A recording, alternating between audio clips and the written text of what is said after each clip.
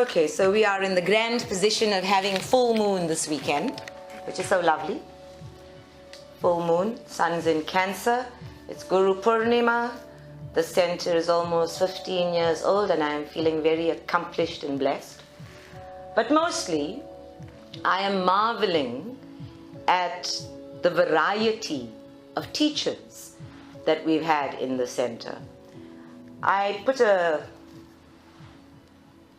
post on Facebook the other day, along with a picture of the Elephanta Caves and this bright orb over the Lord Husband's third eye. And I said something to the effect of how there are these galaxies and universes that can be seen, contained within this third eye. And it struck a few people as odd that I should be able to see that. And I thought, oh, okay. What is normal for the ostrich is different, obviously, from what is normal for the eagle. Where the ostrich stays grounded, that might be too dangerous for the eagle, too confining even. And where the eagle soars at great heights and finds that completely normal, for the ostrich it is unattainable. And again we come back to the nature of the beast is the nature of the beast. So the ostrich obviously designed a different kind of life with different challenges. So too did the eagle. We are designing beings. We design our lives before we are born. We design even the background challenges that must come to us because of the soul's yearning for the more. And one of the things that struck me was one of the people who sent me a message via messenger, because they don't put this in the public sphere. It's so amazing that you can see universes in Shiva's third eye, you know? And I'm thinking, why do you go so far? Do you not see universes in your own third eye? All the universes you've ever lived, all the lifetimes you ever lived are right there in your own third eye. Why do you have to look into Shiva's to see universes? And it seems so normal, commonplace for me. But what the chap said was, I have a guru and I've been initiated by my guru for over 30 years now, and I have not seen these universes in Lord Shiva's third eye, so you must be enlightened.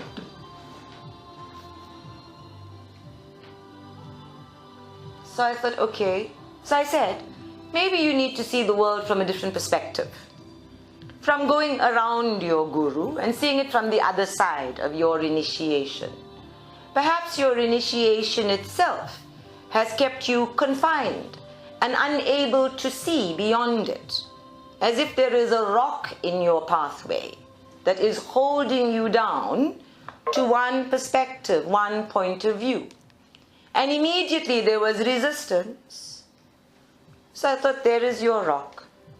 Your guru is your rock in terms of strength and capacity and groundedness and focus.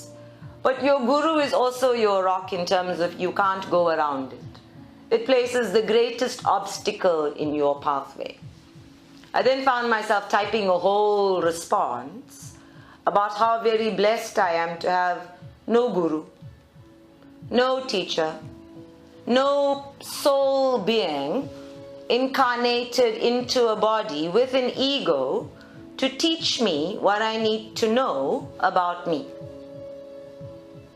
And that's when I went into the space of being so wonderfully blessed by the teachers who have chosen us. One of the things they've made perfectly clear every step of the way is that we must experience to know. That we don't just take anybody's word for it. We must have the experience. We must grow through the experiencing and the becoming in that experience, in that cellular knowledge that becomes who we are. And in doing so, we don't have to sit and think about what have we learned. We don't have to sit and evaluate and assess and make a list of what do I know now and who have I become. Because that becoming is such an automatic thing. In fact, it's so automatic that we take it for granted. It's so much a part of who we are. It's so integrated that we take it for granted. So when we can see things that other people can't see, and they call it enlightened, you have to wonder which dark age they're living in, which tunnel they're sitting inside of. Because so many of us see things and know things and feel things and are being things that are outside of the norm, purely from practicing experiencing. And from our experiencing, designing. Now, this design that I'm talking about is the capacity to de-sign things. To take all of the ego nonsensical dramas away from it. You know, so if I see a cross, I shouldn't automatically go into Jesus Christ. Everybody looks at my mosaic crosses and they go, "Are you Christian?" And I say, "No, these are all angels." And the reason they're on a cross is because here on the physical plane, I have so many crosses to carry, so many burdens to move forward in my life with, that all of these angels help me carry my burdens. So no, they've got nothing to do with Christianity. They have got everything to do with the fact that I'm on the cuck plane. And angels make life lighter. No, I'm not Christian. Christ wasn't a Christian. Neither was Mother Mary. And then they say, "What kind of Christian are you?" Just, "I'm a kind Christian." That kind. There is a nonsensical understanding in the world that when we see something, we assign things to it. We give it meaning. So Maris is telling me the other day how in her exam, they produced 2 signs, right? And they had to ask the students to say, which one of these would you display publicly? And, you know, what is the story behind them? And one was the swastika, the Hitler version, not the Hindu version. And the other was the coat of arms, South African coat of arms. These are signs. Now, we've all been taught that when you see feathers, an angel is present. If a bell rings, an angel is present. You know, there's all of these ways that people have created to make sense of the world.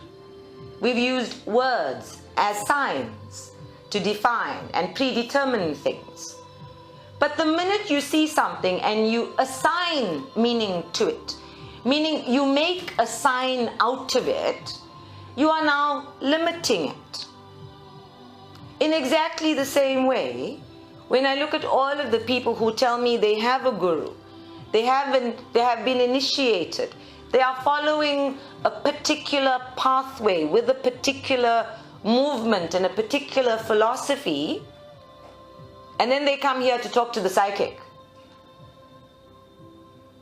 I listen to the story and I see all of their humanity and their ego taking over, whereas all of the teaching of their guru is set aside as if it is contained only in that sphere, that it's got nothing to do with real life. And there's no integration, there's no harmony between the two. And then these are the people who want signs. So I say, design your life. Design it. That's what living intentionally is. It's about designing your life. It's about being an artist in your own life. It's about going a little nuts from time to time and throwing some color at it and seeing what happens. It's about looking at what's going on in your life and deciding whether you like it or not, if it leaves you comfortable or not. And then allowing your inner voice, whether it's in meditation or in prayer or in some other silent moment, to show you what it is you want within that space, within that experience, so that you can refocus and you can move into that. That is by design, on intention. But we don't want to design things. We don't really want change. We ask for it. We plan on it. We'll even pray for it.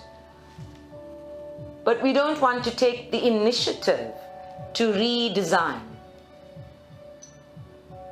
So I listen to people and they talk about becoming enlightened. And truly, I wonder what that means. Because I've had so many experiences. And sometimes I look at this and I think, oh, my base chakra is enlightened. You know, really, my base chakra is enlightened. It must be. It's feeling fabulous. My sacral chakra, that feels pretty enlightened too. I'm probably enlightened all the way up to my heart center, you know. And that's where I'm practicing. And I think to get past that takes a little more work, and then I'll get to a space where my throat chakra is completely enlightened, and when I speak I'll sound sweet and nice. Hopefully. Maybe not. Who knows? But I look at this and I think chakra by chakra, there are levels of enlightenment. And that the choices we're making every step of the way, how we're designing our lives, what direction we're taking ourselves in, what experiences we're inviting into our lives, opens us up to the next level of being light. And that's what enlightened is. And it doesn't take an enlightened being to close your eyes and look into the third eye of Shiva and see universes. I was nowhere near this on my spiritual pathway when I was able to close my eyes and open myself up to feeling everything that the universe hears and feels and knows and sees in any given moment. I think it was in a soul coaching session with you, right? Yeah. Went down the road to Kendra Hall to see the Swami who came from India and Mauritius and Germany, just to see his throat chakra. Because my guide said, you will see a universe in it. So I went to see his throat chakra with a universe in it, and decided then and there that I wanted to have that same universe in my throat chakra. Yeah? So we go to see others and what they're experiencing of the world is, what their presentation and expression of that experiencing is, so that we can design ourselves accordingly. But to design ourselves, we must design things. We must take away the meanings that other people attach to things. We must take away the rules other people attach to getting there or experiencing that. So somewhere along the way, somebody might say, well, you know, you need 10 to 15 to 30 years of study of the Vedas to actually understand God. And then you can sit quietly in prayer and in meditation and feel God flow through you and understand yourself, and in doing so, understand God. Because that is where God happens. That is where God is experienced. That is where God finds expression. This designing things and being creative about how you live your life is the way we're in co-creation with the universe all the time.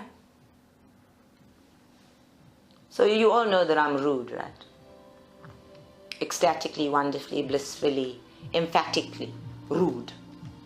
So when people start talking nonsense, and my ear literally inside starts to cringe at this nonsense that people are talking, I say, shut up, go stand in the corner. You know, just shut up, go stand in the corner. I don't have patience for this nonsense that they're talking.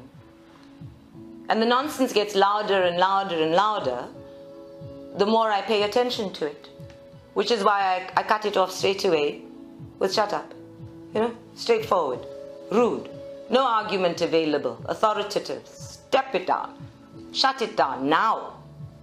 Don't even think about continuing, because really, the more attention I place on it, the louder it's going to get. The more my Lord husband has to listen to it, because I am now allowing it and encouraging it. And really, I don't want to burden him with that nonsense. So stop now. And then by the same token, I have to be able to listen for what is wonderfully good, what is uplifting and what is positive in the universe, and pay attention to that so that it becomes more. By design. Because really both will inundate you at any moment in time. But by design, not just by choice, but by design. Because this life that we're living is like a mandala. And everybody who's doing their coloring in everywhere has got a template and we are coloring it in. But this life is that you are creating the template and you are coloring it in all at the same time. So I ask my guides, to what extent does the template we have created before we are born, to what extent is that template flexible?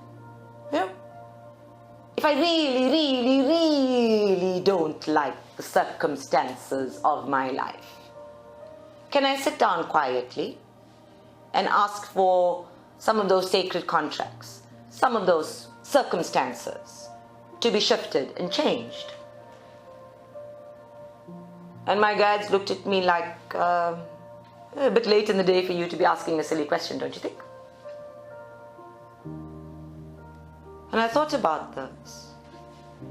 And I thought, oh my God, I've already done that. The 5-year-old me and the 50-year-old me are so vastly different. The core is the same, but the 5-year-old and the 50-year-old are aeons apart. The core that is the same is what I knew about God then and what I know about God now. What is different is how I express it, how I experience it, the tools and the instruments that I have brought into making it a purpose. But the core is the same. The more things change, the more they stay the same.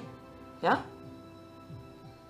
So this polishing up, this designing and redesigning, this de-signing and taking away any attachment to preconceived meanings and predetermined outcomes has allowed for a whole bunch of things that are of no value to fall away. And as they fall away, in their absence, other things that are of no value become bigger and clearer for me to say, oh, taking that out, uncluttering that as well, hitting the delete button on it, shifting it, redesigning and de-signing so that I can move into a space where I am now more comfortable or more at ease with that. And when I say I am more comfortable and I am more at ease, I mean the flow of who I am in an entire universe, within an entire galaxy of universes that is flowing simultaneously. So the notion that when you are designing something here intentionally, you are reverberating across the universe and shifting and changing what is past and what is future simultaneously is hard for the human mind to grasp. Incredibly difficult. And if we were following a ritualistic, religious pathway, then there would be steps. There would be a procedure to follow, and I, the guru, would be saying, you can't go there until you have learnt this. And I would be putting a ceiling over you. Instead, my students will tell you, we go all over the place. Yeah? Sometimes we sound a bit incoherent because the universe is constantly spiraling and it goes off in this direction and it goes off in that direction, and all 12 houses of your birth chart and your beingness must come together. It must integrate simultaneously in your flow. By design. This is the mandala of who you are. And de-signing it, taking out all of those nuances that predetermine it, gives you that wonderful thing called freedom. You know how I live for freedom, right? Middle name and all that. Now that freedom is an interesting thing for me. So I asked the Lord husband, I said, I always want freedom. Why do I yearn for this freedom? And he said, maybe you need to understand what freedom is. On the physical plane, you think of freedom as being non-attached to the physical plane. You think of it as being able to come and go as you please, to say what you want to say and do what you want to do, and engage and interact with the world on your terms. That is a very limited understanding of freedom. And then you think of freedom as the capacity to know and to be and to feel beyond what is available on the physical plane. And you put that into a spiritual dimension. And even that is a very limited understanding of freedom. Because what you are working with is what is tangibly present, what your knowledge and your understanding of the world, what your knowledge and understanding of soul and spirit gives you.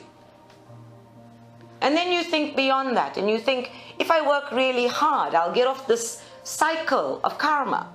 I'll get off the cycle of birth and death and rebirth and re-death. No such thing. And when I do, I will be free of that rhythm and cycle. And that too is based on knowledge that you have received in your lifetime. It's based on talking to all of those alive souls who are not dead. So move past all of that. If you move past all of that knowledge, what's left? And of course my very quick answer was nothing. There's nothing left.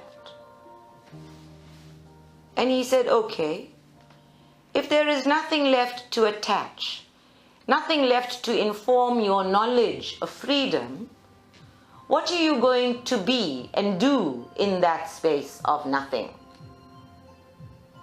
And of course the quick answer for me was nothing.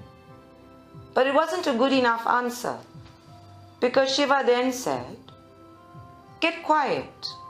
Feel yourself in that space as if you are floating, exactly like we've done in meditations here. Just floating, being silent.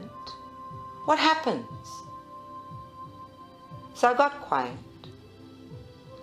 And at first I felt myself waiting. But I was weighted down with the waiting. I hate to wait. I'm so impatient. So I got weighted down. I got burdened. And I had to start again, so that this time I could go into a space of not waiting. Just being. Not waiting for something to happen. Not waiting for a sign. Not waiting for a signal. Not waiting for a direction or a focus or something to happen to me. And in that not waiting, in that just being present, there was a whole new understanding of belonging and of experiencing everything, and belonging with everything without having the words for it, without having the knowledge, without having a definition or a box or a category, without having anything other than the experience. And suddenly I knew what that freedom was. It was the freedom from information. It was the freedom from knowledge. It was the freedom from thinking I know and knowing I know into being so steeped, so blissfully within the knowing itself, that you and it are at one. And this is what the Buddha said, right? This is what the Buddha said when he was describing enlightenment, where there is no knowing that you know. There is no knowing that you know. The knowing and you are one. There is no separation between the two. Then you are free. You are free from the desire to know and the need to know and the wanting. You are free from the attachment from what you already know. You are free from everything that you perceive as being part of you, even as you reject it and resist it as being outside of you. You are free from all of the ego games and the human understanding of what is present. You are even free from the need or the desire or the stimulus or impetus, which is an innate feeling of soul, to create. And when you are free of that, then you are in complete and utter freedom, where even the word freedom no longer exists.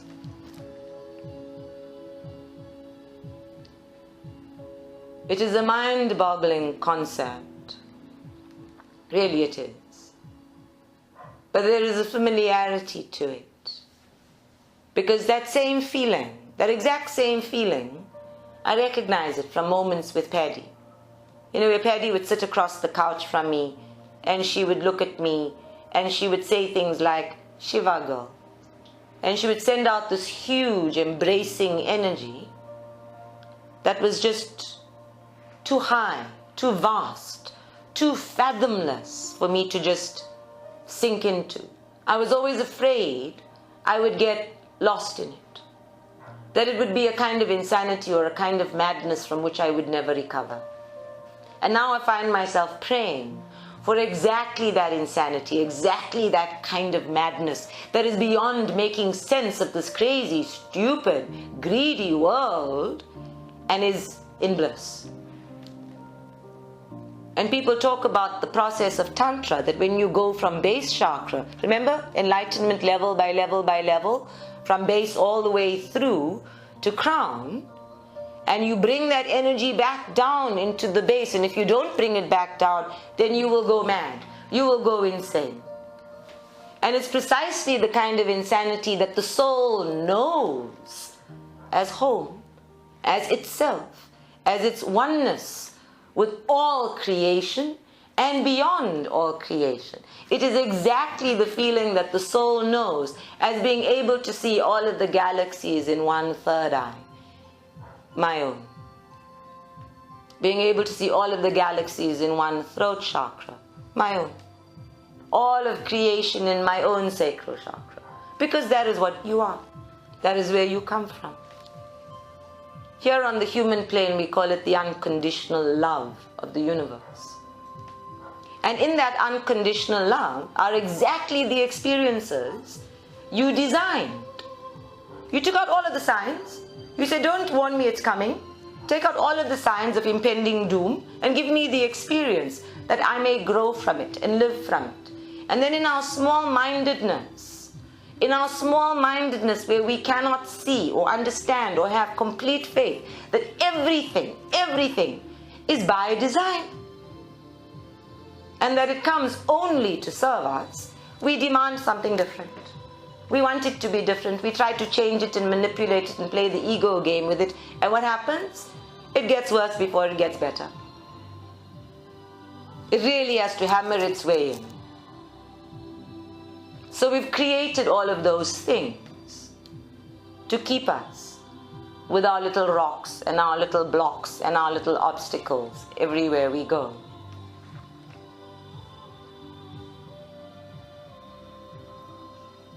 And the Lord husband is telling me a story about this. He says, you know, when he married Parvati, or Sati, when he married Sati, she was very afraid to be herself. Very afraid to step up into that space of being the divine feminine. And because he was a very rude husband, he made it perfectly clear that she had to step up. He had no learning to do. Of course, he fell flat on his face with that one, and he learned quickly that even the gods must have humility. But she was very stubborn. She wouldn't let go of all of her attachments to the earthly plane and all of her ideas about who she was and what her role was. Very foolish, because she was settling for less of herself. And so he tells a story about how he allowed himself to be manipulated into being somebody's servant. And as their servant, he had to guard the door. That was his job. And it's a very lowly job, you know. It's an incredibly lowly job for somebody who is managing the three worlds and an entire galaxy and creation itself. But there he is standing and watching the door. And of course Sati is very upset about this because her husband is watching somebody else's household and is not coming home. And she hates to be alone. She requires a great deal of attention, this girl. So she hates to be alone. And she gets angrier and angrier and angrier at the circumstances. And he is just standing there smiling, letting her get angry. And she can't understand why he isn't bringing a stop to it, because she knows he has the power to do so. He has the power to unbind himself from the promise. He has the power to change the circumstances. He has the power with one word to change everything. And he's not. He is just standing there guarding the door, doing as he promised and as he's told, taking instructions, and to her ego mind, he is making himself smaller than he is. And yet it takes somebody with great power and the knowing, the knowledge, the feeling, the beingness of that great power to stand still and just allow everything to unfold without judging it as being good or bad, negative, positive, this or that. To just allow it to unfold and let it become.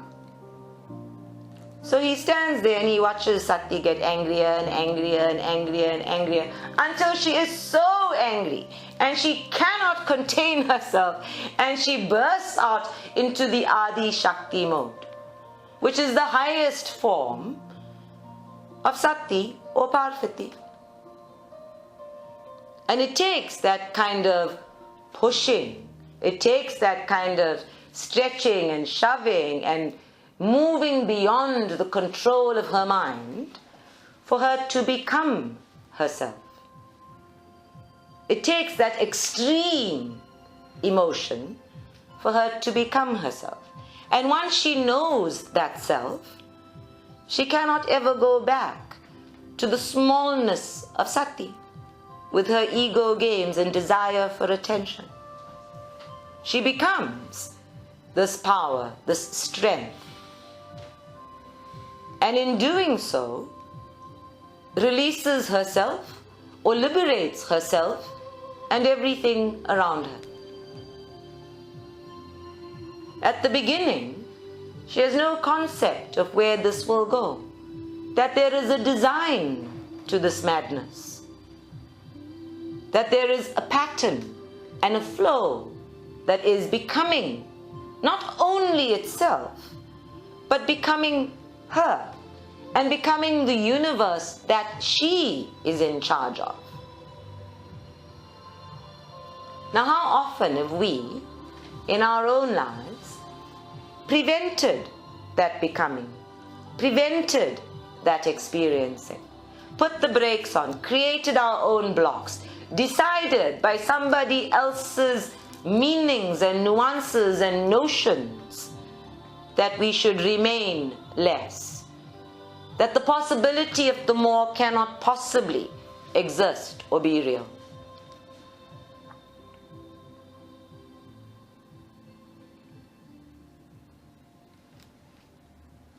And as the clincher to that entire conversation, I woke up this morning. Was it this morning? It was like a lifetime ago. To a photograph on Facebook that Sharon, the White Witch of Hillcrest, had posted on the Yabba Dabba Do page or the group page about it being Paddy's birthday month. And there is this stunning picture of Our Lady. She looks slightly pregnant. And in the womb of her is a unicorn. And it is a stunning, stunning picture of grace. I thought it's so appropriate because we did a meditation on the sacral chakra on Tuesday. And of course, because it's for Paddy's birthday, Paddy was like all excited and she was leaning in over my shoulder and insisting I must share it everywhere. So I was sharing it to her page and sharing it there and sharing it there. And of course, no matter how many times I shared it, it wasn't enough until I said, stop already, I don't have that many pages. But she was so excited. And it was such an amazing picture for me because there was this magical being in the womb of Our Lady, in the womb of the divine feminine. And of course we forget that we are this magic all the time. That how we're designing our lives, how we're creating things, how we're intending things is in itself so magical. And of course Patty decided to have her say because, she has to like talk back to Sharon. She adores Sharon. And she started talking about how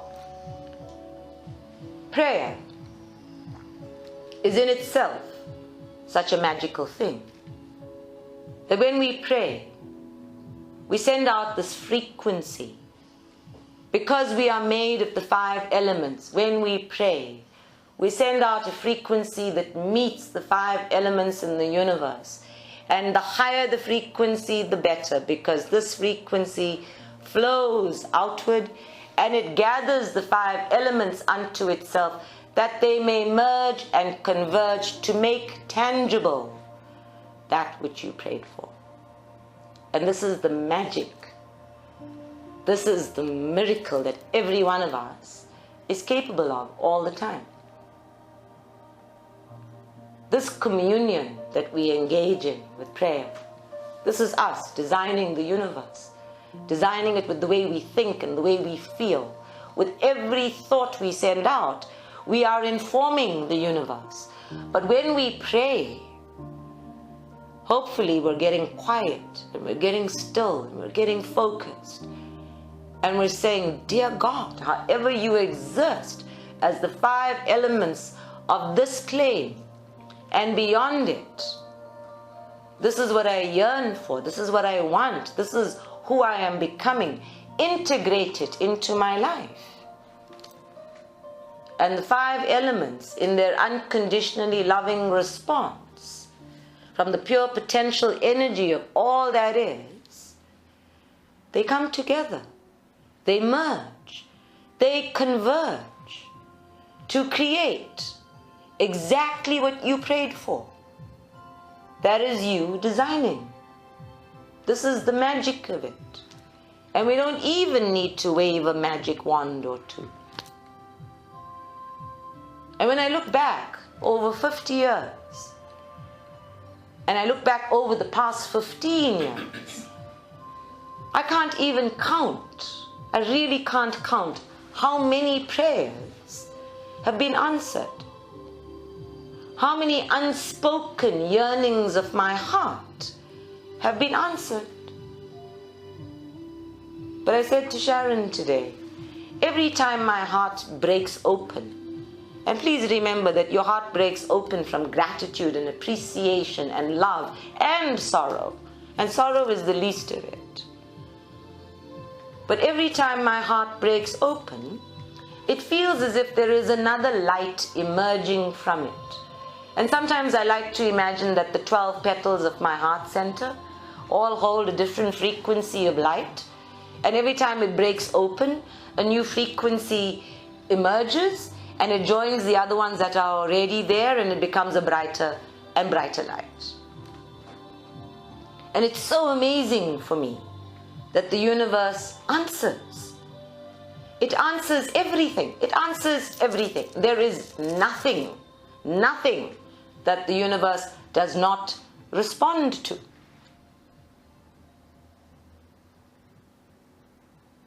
And it's a sassy universe. It's a cheeky, sassy universe. No question. I mean, sometimes I stand on my veranda and I go, really? What were you thinking? And the whole universe falls silent. And I am reminded that the universe doesn't think at all. It doesn't think. Can you imagine? Seriously? Can you imagine being free of thought? So I try to amend that and I go, what were you feeling? And the universe laughs. Because it says there is only one feeling here. And it is all the spectrums of love. There is only one feeling here. Don't ever concern yourself with what are we feeling. It's only love. And occasionally they just look at me like, why are you throwing this tantrum? You know, why are you throwing a tantrum? Only human beings throw a tantrum. And there is a joy. There is such a small word, you know. But it's a Maitreya word, joy. It's 3 letters. It's me, myself, and I. Joy. It's everything. It's the 3 supreme beings. It's the 3 lines of Shiva. It's the 3 lines of the first trigram of the I Ching. It is everything. It is creative heaven. Joy. And that tiny little word holds every ounce of magic and miracles that we are. That we are not separate from. Even being in a body with this capacity to design everything, we are not separate from it. But we are human. And every time we go into a moment of joy, there is the fear of losing that. There is that desire to hang on to it. And the desire becomes so great that the joy is diminished by the desire, the attachment. And so we start manipulating in order to keep it. We start designing in our heads instead of experiencing it so fully that it lives in our beings. So we must turn ourselves to designing within the experience. And that designing within the experience is, how do I live this as fully as possible? How do I allow it to penetrate my being so that it is everywhere within me? And it's so integrated that I am never without it, and it is never without me. This is the magic of who we are.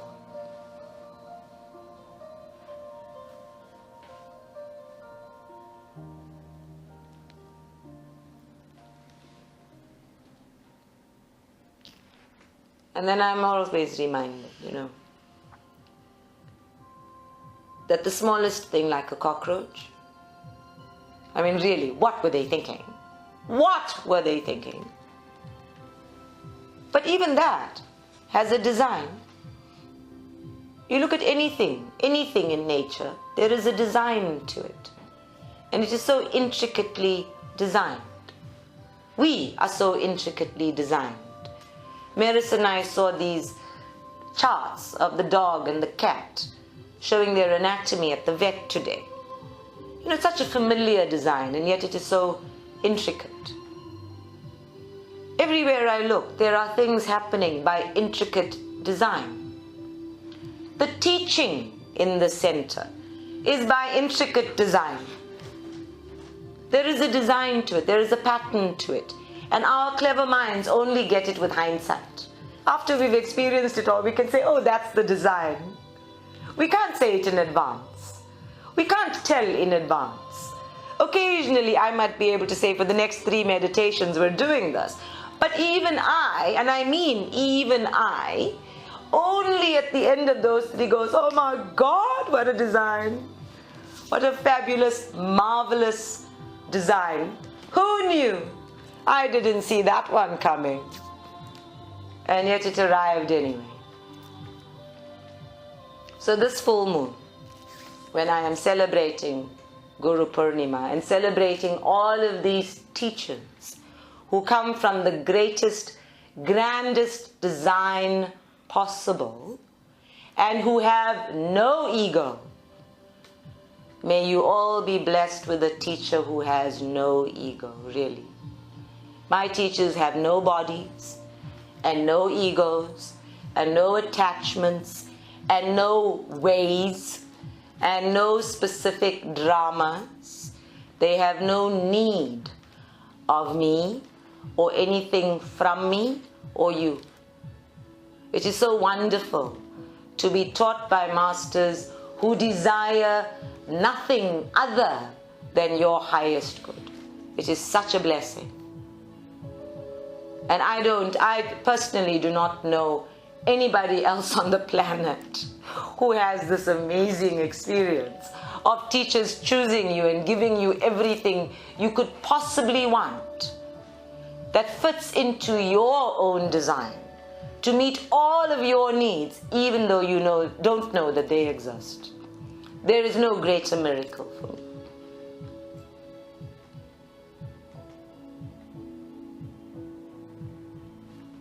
And there is gratitude and appreciation for that. There is a definite blessing in having teachers who have no ego, who have no mind and can't mind, who are eternally forgiving. And no matter how stupid I am or how many mistakes I make or how I don't live up to my own promise and potential, they are eternally present. They don't even have to forgive because they do not judge. There are no teachers like that on the physical plane. I cannot find a single one other than Shirdi Baba. And you can line them up and list them for me. You can bring their books around for me to read. I am telling you now, there isn't a single teacher like that on the physical plane now or in the history of grand teachers. By virtue of becoming present in a physical body, we are harnessed to the physical plane. And that does its own damage. So this insistence of recognizing that first and foremost we are soul, it gets louder and louder and louder for each and every one of us to detach from this physical plane as the foundation or basis for our designs. You do not need a blank piece of paper to draw. You may sketch it in the air and know it becomes. But the physical plane will design it on a piece of paper to make it tangible so that you can see it and own it when you are done. So that you can see it and own it and maybe gift it to somebody. As if what you have done in the air has not already been sent somewhere. This insistence of designing with detachment is becoming more and more real, or real, if you will. This capacity to co-create, more real. And we have to start paying attention. Designing things in order to design things. Design your relationships. Design your laughter even. Schedule it. Design your time. It doesn't exist. Design your hardships even, because those are useful. They're very useful, as Sati found out. But whatever it is you're designing, remember the intention. Remember the loving frequency that needs to go out so that the 5 elements meet it.